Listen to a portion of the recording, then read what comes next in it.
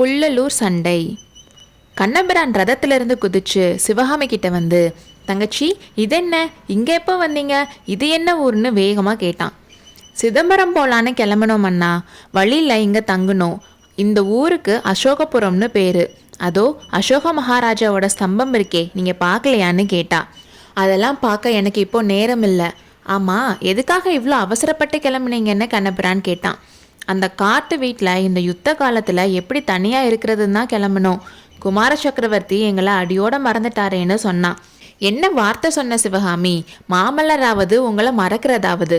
போர்க்களத்துக்கு போகலாம்னு சக்கரவர்த்தி சொன்னதும் முதல்ல உங்கள் வீட்டுக்கு தான் வந்தோம். வீடு பூட்டி இருந்ததை பார்த்ததும் மாமல்லருக்கு எப்படி கோபம் வந்துச்சு தெரியுமா? 8 மாதம் எங்களை எட்டி கூட பார்க்காம இருந்தவருக்கு கோபம் வேறையா? போகட்டும், எங்கே எல்லாரும் இப்படி தலை தெறிக்க ஓடுறீங்கன்னு கேட்டா. புள்ளலூர் சண்டை பற்றி கேள்விப்படலையான்னு ரதத்தில் ஏறிக்கிட்டே கேட்டான். ஓஹோ, சண்டைக்கு பயந்து இப்படி ஓடுறீங்களான்னு சிவகாமி கேட்டா. இல்லைம்மா இல்லை, சண்டைக்கு பயந்து ஓடுறவங்களை நாங்கள் துரத்திட்டு ஓடுறோம். தங்கச்சி, நீ மட்டும் இங்கேயே இருந்தா நான் திரும்பி வரப்போ இந்த ரதத்தோட சக்கரத்தில் கங்கப்பாடி அரசன் துர்வினிதனை கட்டிட்டு வரதை பார்ப்பேன்னு சொன்னான். அண்ணா, நான் கண்டிப்பாக இங்கேயே இருக்கேன், மாமல்லர்கிட்டையும் சொல்லுங்கன்னு சொல்லிட்டு அப்புறம் கொஞ்சம் தயக்கத்தோட, நான் ஏதாச்சும் தப்பு பண்ணியிருந்தா மன்னிக்க சொல்லுங்கன்னு சொன்னான். அதே டைமில் கண்ணபிரான் சாட்டையை சொல்லிர்னு அடிக்கவும் குதிரைகள் பாஞ்சிட்டு கிளம்பிச்சு. கண்ணபிரான் தலையை மட்டும் திருப்பி சரின்றதுக்கு அறிகுறியாக தலையாட்டினதும் ரதம் பறந்து போயிடுச்சு. அப்போ உள்ளே இருந்து வந்த ஆயனர் சிவகாமி கிட்ட, யார்கிட்ட பேசிகிட்டு இருந்த, ரதத்தில் போகிறது யாருன்னு கேட்டார்.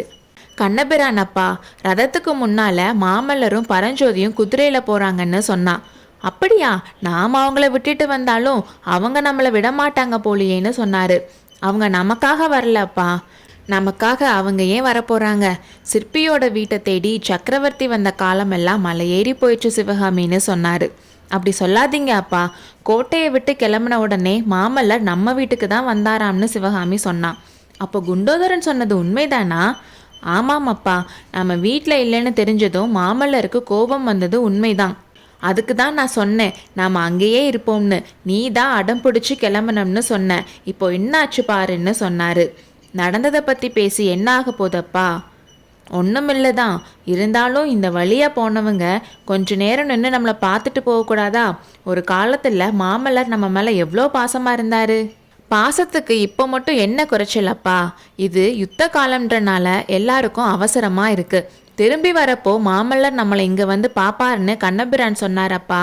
அப்படின்னா ரொம்ப சந்தோஷம். ஆனால் எதுக்காக இப்படி எல்லாரும் ஓடுறாங்களாம்னு ஆயனர் கேட்டதும், புள்ளலூர்ன்ற இடத்துல பெரிய யுத்தம் நடந்துச்சாம்னு சிவகாமி சொன்னான். ஓ, யுத்த காலத்திலேருந்து இப்படி ஓடுறாங்களாக்கும். காலம் எப்படி மாறிடுச்சு.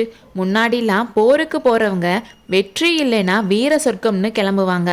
போர்க்களத்தில் முதுக காட்டி ஓடுற மாதிரி கேவலம் வேற ஒன்றும் இல்லைன்னு நினைப்பாங்க. அப்பா, இந்த யுத்தத்தில் போர்க்களத்திலிருந்து ஓடுறவங்க எதிரிங்க தான். இப்போ உங்களுக்கு திருப்தி தானே? அதில் என்ன திருப்தி? சுத்தமான வீரர்களை வென்றா நாட்டில் புகழும் பெருமையும் வரும். புறமுதுகிட்டு ஓடுறவங்களை துரத்தி ஜெயிக்கிறதுல என்ன கௌரவம் இருக்குது? ஆயனர் இப்படி சொன்னதும் என்ன சொன்னாலும் அவரை திருப்திப்படுத்த முடியாதுன்னு தெரிஞ்ச சிவகாமி அதுக்கு மேலே எதுவும் பேசலை. அன்னைக்கு சாயங்காலம் சூரியன் அஸ்தமிக்க போகிறப்போ திடீர்னு குண்டோதரன் வந்தான். அவன் எங்கே போனா, பிக்ஷுவை பார்த்தானா, குதிரை கிடைச்சதான்னு சிவகாமியும் ஆயனரும் அவங்கிட்ட கேட்டாங்க. அதை ஏன் கேட்குறீங்க? நீங்கள் சொன்னதை கேட்காம ஓடுனேன்ல, நேராக போய் யுத்த காலத்தில் மாட்டிக்கிட்டேன். அப்பப்பா, இந்த மாதிரி பயங்கர யுத்தத்தை நான் பார்த்ததும் இல்லை கேட்டதும் இல்லைன்னு சொன்னான். என்ன சண்டை, எங்கே நடந்துச்சு, சண்டை முடிவு என்னாச்சுன்னு சிவகாமி கேட்டா. அதனால் புள்ளலூர் சண்டையை பற்றி குண்டோதரன் சொல்ல ஆரம்பித்தான். பழந்தமிழ் நாட்டு சரித்திரத்தில் இடம் பிடிச்ச அந்த யுத்தத்தை பற்றி இப்போ நம்மளும் தெரிஞ்சுக்கலாம் வாங்க. வாதாபி புலிகேசி பல்லவ சாம்ராஜ்யத்து மேலே படையெடுத்து வந்த கொஞ்ச நாள்லையே கங்க நாட்டு அரசன் துர்வினிதனோட சைன்யம் வந்து பல்லவ ராஜ்யத்தோட மேற்கு எல்லையில் நின்றுச்சு. வாதாபி சைன்யத்தால் பல்லவர் படை தோத்துருச்சுன்னு தெரிஞ்சதும் பல்லவ ராஜ்யத்துக்குள்ளே நுழையிறதுக்காக அந்த படை காத்துட்டு இருந்துச்சு. ஆனால் திடீர்னு துர்வினிதனுக்கு என்ன தோணுச்சுன்னு தெரியல. திடீர்னு கங்க நாட்டு சைன்யம் பல்லவ ராஜ்யத்துக்குள்ளே நுழைஞ்சிருச்சுன்னு செய்தி வந்துச்சு. இது தெரிஞ்சதும் மகேந்திர சக்கரவர்த்தி மாமல்லரை திருக்கழுக்குன்றத்தில் இருக்க படையோட கிளம்பி போக சொல்லி கங்க நாட்டு படை கூட போர் புரிய அனுமதி கொடுத்தாரு. இந்த கட்டளைக்காக 8 மாசமா காத்துட்டு இருந்த மாமல்லர் உடனே பரஞ்சோதியோட கிளம்பி போயிட்டாரு.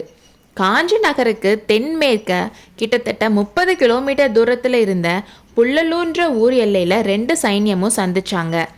மாமல்லரோட சைன்யத்தை விட துர்விநீதனோட சைன்யம் 3 மடங்கு பெருசு. ஆனாலும் மாமல்லரும் பரஞ்சோதியும் திட்டம் தீட்டின விதமும் யுத்த தந்திரங்களும் அவங்களோட வீரமும் சேர்ந்து எல்லா வீரர்களுக்கும் உற்சாகத்தை கொடுத்துச்சு. போர் உச்சத்தில் இருக்கிறப்போ கங்க நாட்டு சைன்யத்தை இன்னொரு பக்கம் வேற ஏதோ ஒரு புது படை தாக்குறதா வதந்தி பரவுச்சு. அவ்வளவுதான். அவ்வளோ நேரமும் ஒரு மாதிரி தைரியமா சண்டை போட்டுட்டு இருந்த கங்க நாட்டு வீரர்களுக்கு பயம் வந்துடுச்சு. உயிர் பிழைச்சா போதும்னு தெரிச்சு ஓட ஆரம்பிச்சிட்டாங்க. கங்க நாட்டு அரசன் துர்விநீதன் யானை மேலே ஏறிட்டு தெற்கு திசையில ஓடுறதா செய்தி வந்ததும் அவனை எப்படியாவது சிறைப்பிடிச்சு கொண்டு வரணும்னு மாமல்லரும் பரஞ்சோதியும் படைகளை குட்டி குட்டியா பிரிச்சு பல வழிகளில் போக சொல்லிட்டு அவங்களும் அதே திசையில வேகமா வந்தாங்க. போர்க்களத்தில் தறிக்கெட்டு ஓடிட்டு இருந்த ஒரு குதிரையை பிடிச்சி அது மேலே ஏறி குண்டோதரன் அவங்கள ஃபாலோ பண்ணிட்டு வந்தான்.